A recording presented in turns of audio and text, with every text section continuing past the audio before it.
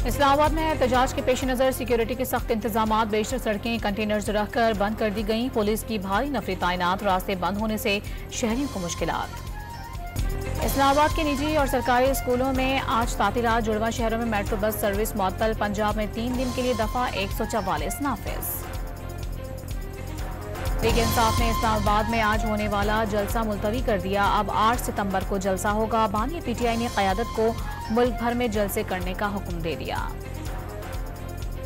इस्लामाबाद इंतजामिया ने पीटीआई को 8 सितंबर को जलसा करने की इजाजत दे दी। लोग शाम 4 बजे जमा होंगे। जलसा 7 बजे खत्म करना होगा। 40 हिदायत के साथ नोटिफिकेशन जारी। ठोकर नियाज ब्रेक से पीटीआई कारकुनान की गिरफ्तारियां। पुलिस ने रुकन पंजाब असम्बली शेख इम्तियाज को गिरफ्तार कर लिया। पीटीआई खवातीन विंग की जनरल सेक्रेटरी और 2 खवातीन जेर हिरासत।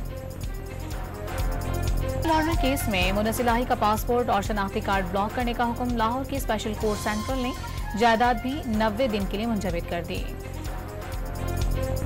वज़ीर-ए-आज़म और पीपल्स पार्टी के चेयरमैन बिलावल भुट्टो जरदारी के दरमियान आज अहम मुलाकात होगी। शहबाज शरीफ के अशाइये में बिजली के बिलों और विफाकी वजारतों में कमी के मामले पर बातचीत होगी।